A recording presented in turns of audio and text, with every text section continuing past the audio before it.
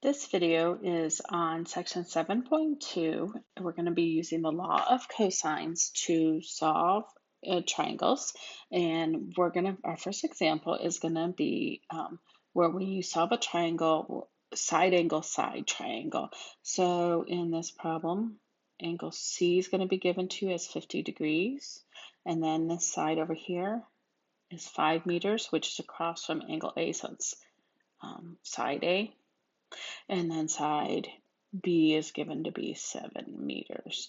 And you may be given this in the picture, or you may be given this information just as like this. So why is a side angle side? Because you know only one angle, and you know the sides. This angle is between the two sides that you know. So it's side angle side. We also call this the included angle. So when we can't use the law of sines because to use the law of sines, you need to know an angle and a side across from it. We do not know side C over here. So the law of cosines looks like this, and if I was in class, I probably would derive this for you, show you where it comes from, but I'm just gonna write it down. The law of cosines looks like this. That's side C squared equals A squared plus B squared.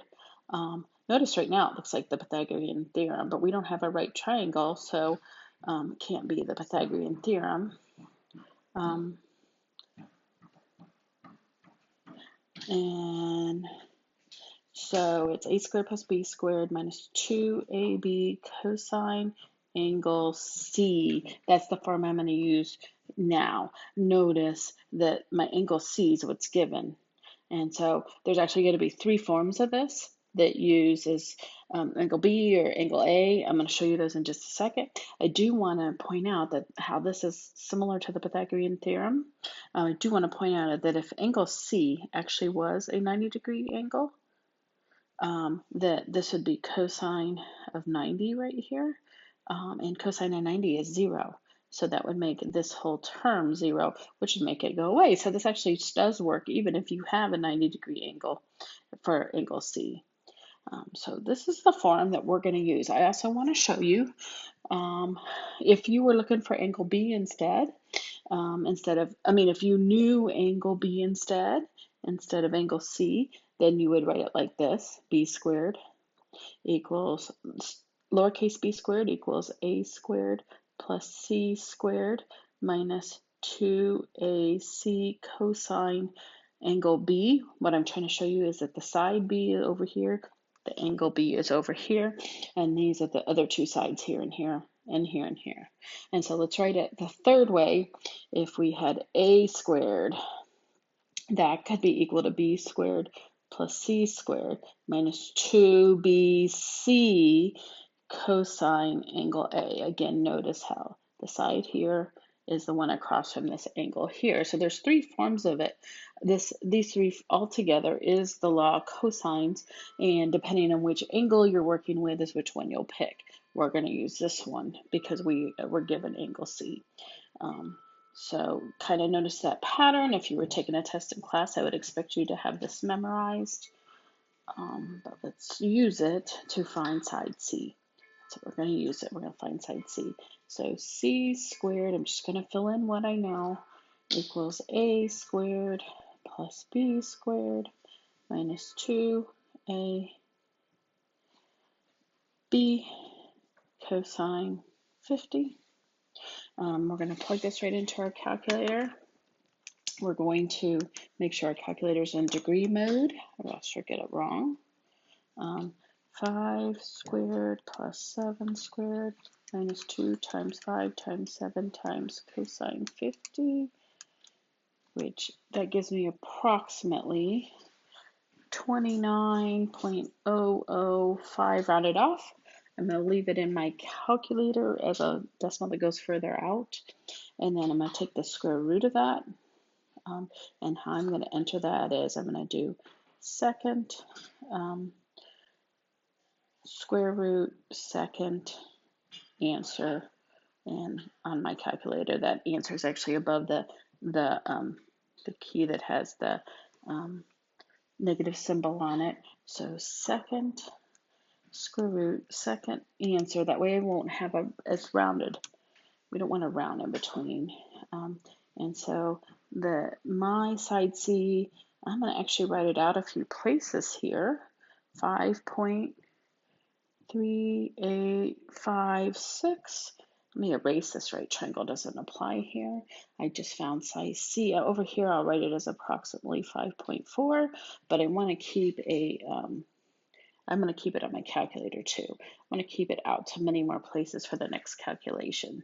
So I just calculated side C. I could also put it in the picture. 5.4. Okay, so I'm going to erase this. Now, if I want to solve the whole triangle, I would now need to find another angle. So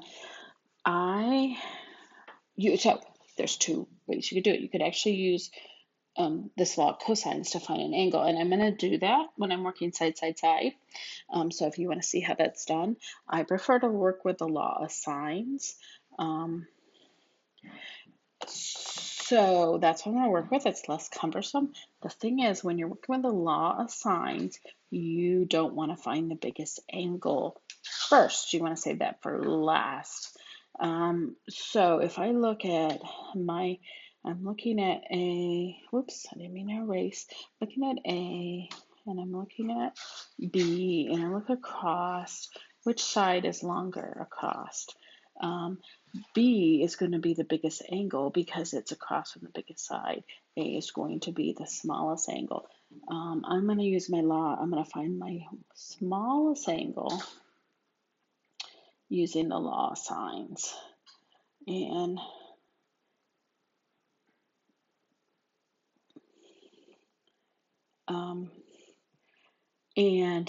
the reason I'm going to do that is because if you remember the ambiguous case, when you're finding your biggest angle, it could be an angle in a triangle could be bigger than 90 or it could be less than 90. And sine, when you're working with law of sines, you're not sure which one. So I'm going to find my smallest remaining angle, which would be angle A. So I'm going to find angle A by doing sine A over little a equals sine C, and because I know I have to work with C, because that's the one I now know the side and the angle for across from each other. So again, let me repeat, if you're using law of sines and you don't know two angles yet, you're trying to find an angle, don't find the biggest one with a law of sines unless you absolutely have to, which is the ambiguous case. So let's plug in. I don't know angle A, sine A over little a, which is 5, equals sine C, which is 50 degrees, over, I'm going to put the 5.3856, but actually when I calculate it, I'm actually not even going to, I want to carry it out more than the 5.4 that I had written as my rounded version, but I'm actually even going to use second answer. So there's my law of sines. Now multiply both sides by this 5 here to get it, oops, I'll put it in front to get it to cancel. And so to find sine A on my calculator, I'm going to do 5 times sine 50. I'm doing this right here. Sorry, it's a little messy in there. Divided by, oops, I need to close my parentheses on that sine. Sine of 50, close the parentheses on the 50, divided by, I'm going to hit second answer because my 5.3856 is out to more places, and I'm going to get a more accurate answer then. So this is 0.7112 if I round, and then A would be the inverse of that. Sine inverse of that. Again, on my calculator, I'm going to hit second sine inverse, second answer, so I don't have to round that. 0.7111, I have more digits on my calculator. A would be approximately 45.3 degrees, and I'm going to write that over here. And because it's not the largest angle, it can only be an acute angle less than 90, a quadrant 1 angle. We don't have the two possible answers. Now to finish up the problem, what do I have? I have all the sides, and I have two of the angles. And so to find the last angle, I can just do 180 minus 50 minus the one I just found, 45.3 degrees. And so my last angle, which should be my largest angle, which I was saving for last here, which is angle, so I've got A, I got C, this is angle B, is 180 minus 50 minus is 84.6, or if I round to the 10th place. Of course, rounding will depend on what they tell you to do. 84.7 degrees is my largest angle, and I can see now that that is a acute angle. But if I were finding that one with the law of sines previous to finding side A, I would not know. So anyway, notice that's the largest angle. It's across from the largest side. Notice A is the smallest angle, and it's across from the smallest side.